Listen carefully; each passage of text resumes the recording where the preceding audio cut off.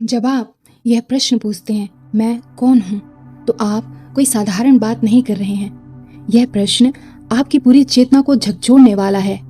यह वही प्रश्न है जिसने ऋषियों को जंगलों की ओर मोड़ा, जिसने गौतम बुद्ध को महलों से बाहर निकाला और जिसे समझे बिना कोई भी ज्ञान पूर्ण नहीं हो सकता। जब सारे परिचय मौन हो जाएं, मनुष्य जन्म से ही अपने साथ कई परिभाषाएं लेकर चलता है।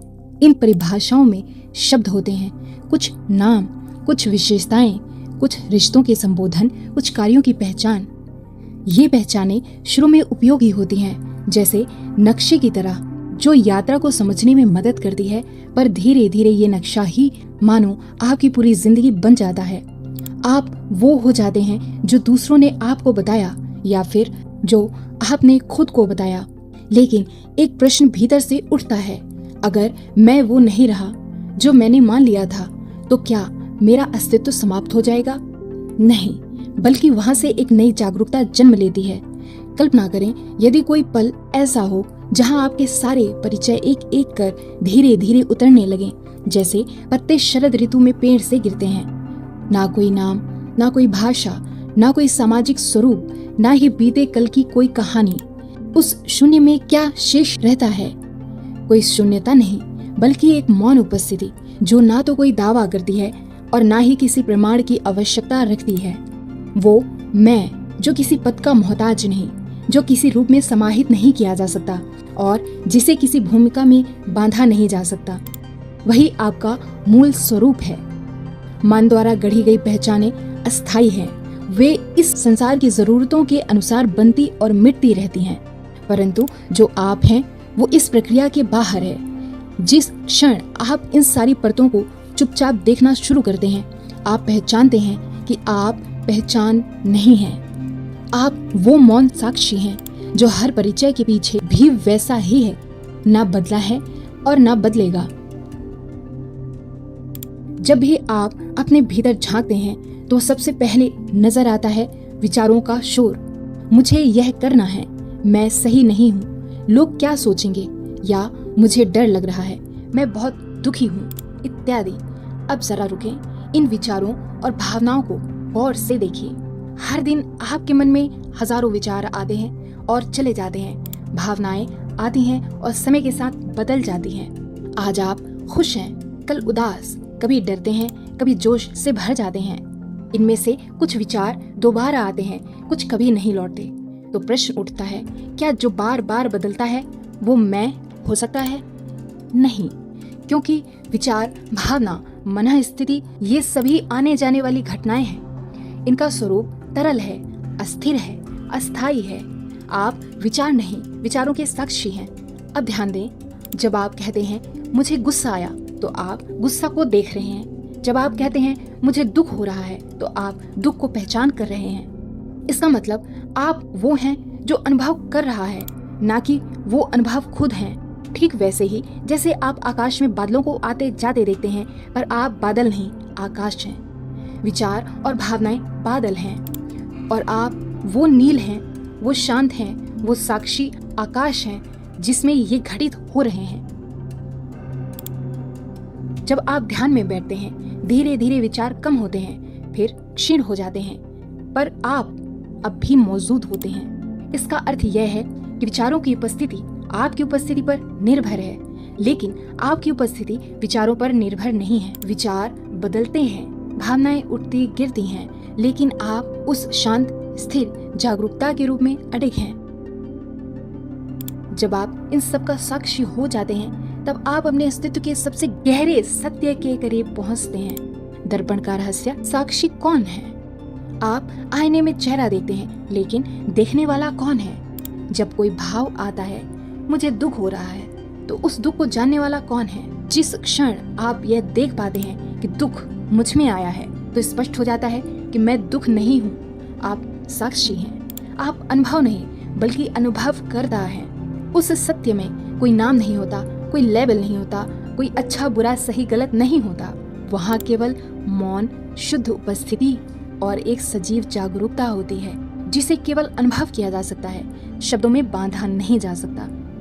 मैं ना तो विचार हूँ, ना भावना हूँ, ना स्मृति हूँ, ना कोई धारणा या नाम हूँ। मैं उस मौन चेतना का रूप हूँ जो इन सभी को देखती है पर कभी उनमें लिप्त नहीं होती। विचार तिनके हैं, भावनाएं तरंगे हैं और आप वह अथाह गहराई है जो सबको समेटती है पर किसी से बंधती नहीं।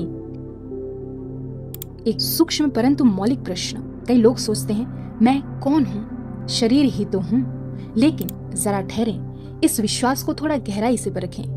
आपका शरीर बचपन में एकदम अलग था, नन्हा, कोमल, निर्बल।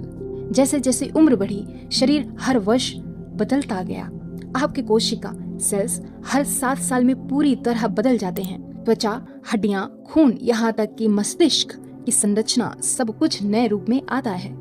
लेकिन एक बात नहीं बदलती, आपको लगातार यह अनुभव होता रहा, मैं हूँ। बचपन में भी मैं हूँ का अनुभव था, किशोर अवस्था में भी मैं हूँ का बना रहा और आज भी आप उसी मैं को महसूस कर रहे हैं। तो प्रश्न उठता है, अगर शरीर बदलता रहा लेकिन मैं वैसा का वैसा ही रहा, तो क्या मैं शरीर हो सकता है? बिल्कुल नहीं, क्योंकि जो बदलता है वह अस्थायी है, वह मैं नहीं हो सकता। मैं तो वह होना चाहिए और बदलाव के बीच भी अपरिवर्तनीय रहे। अगर इसे और थोड़ा गहराई से देखें, मेरा हाथ टूट गया, मुझे चोट आ गई, तो आपने मेरा कहा, मतलब शरीर आपका है। आपने यह नहीं कहा कि मैं ही टूट गया।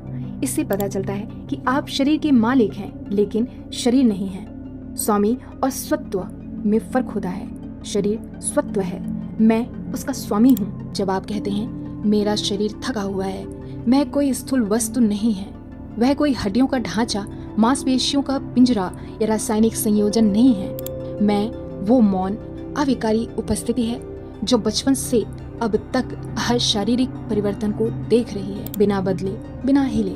शरीर बदलता है, मैं देखता हूँ। शरीर थकता है, मैं जानता हूँ। शरीर एक दिन मिट जाएगा लेकिन मैं वही रहूंगा, क्योंकि मैं शरीर नहीं, साक्षी चेतना हूँ।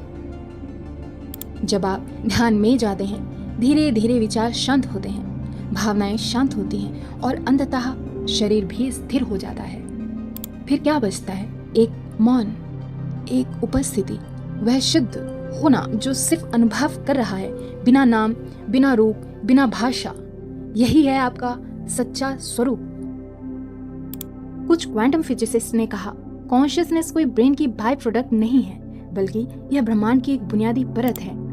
यह चेतना नॉन लोकल है, यह एक व्यक्ति तक सीमित नहीं। जब आप ध्यान में जाते हैं तो आप अपने पर्सनल माइंड से बाहर जाकर यूनिवर्सल कॉन्शियसनेस से जुड़ते हैं। स्पिरिचुअल ट्रेडिशंस इस चेतना को चिदानंद, आत्मा, ब्रह्म जैसे नामों से जानते हैं।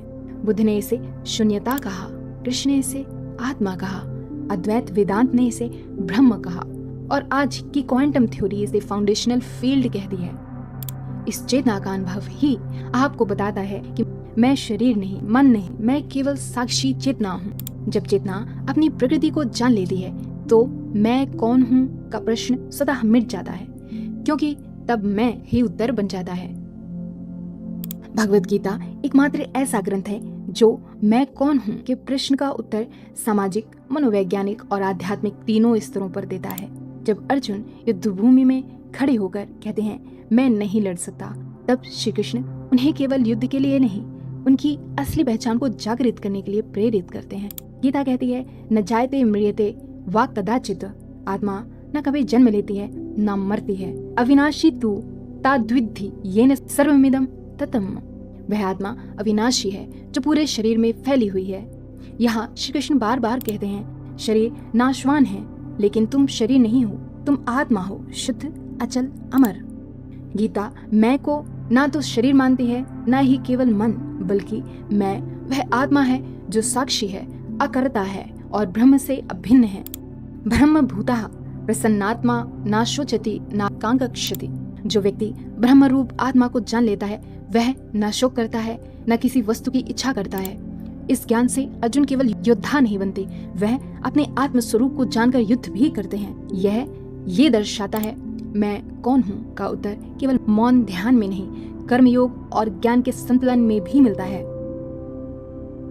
नेति नेति यानी यह नहीं, यह नहीं। आप शरीर नहीं, मन नहीं, भावना नहीं, विचार नहीं, तो आप क्या हैं? सच्चिदानंद रूपः शिवोहम। आप शुद्ध सत्ता बीइंग हैं, चेतना कॉन्शियसनेस है और आनंद ब्लिस है। आप इस प्रश्न को केवल सोचकर हल नहीं कर सकते। यह एक बौद्धिक खोज नहीं, एक अनुभव है। जैसे मिठास को शब्दों से नहीं समझा जा सकता, वैसे ही मैं कौन हूँ वो किताबों से नहीं समझा जा सकता। यह जानना तब ही होगा जब आप जो नहीं है उसे पूरी तरह छोड़ देंगे। जब यह पहचान जागती है कि मैं चेतना हूँ, तो जीवन में बड़ा परिवर्तन आता है। अब आप दूसरों को एक शरीर नहीं, एक आत्मा की तरह देखने लगते हैं। भय कम हो जाता है क्योंकि आपको मृत्यु का डर नहीं रहता। लालच घटता है क्योंकि कुछ भी खोने जैसा कुछ नहीं बचता। और सबसे महत्वपूर्ण, आप पहली बार अपने सत्य स्वरूप में स्थिर हो जाते हैं। तो मैं कौन हूँ? इसका उत्तर कोई वाक्य नहीं, एक स्थिति है। जब मन शांत हो, भाषा मौन हो, पहचाने गिर जाएं, तो जो बचता है वही आप हैं। नाम और रूप के पार आप सिर्फ हैं। यदि यह अनुभव भीतर गूंजता है तो इसे अपने भीतर रखिए और समय आने पर इसे दूसरों से बांटिए। यह ज्ञान दर्शन नहीं, दृष्टि है, और जब दृष्टि बदलती है तो जीवन अपने आप बदल जाता है। अगर आप वो नहीं हैं जो आपके बारे में कहा गया, अगर आप वो नहीं हैं जो आपने खुद के बारे में माना, अगर सब कुछ एक एक कर छूट जाए, तब भी जो बचा रह जाए, क्या आपने कभी उसे देखा है? वहीं से ध्यान की यात्रा, आत्मा की पहचान और जागृति का पहला स्पर्श आरंभ हो।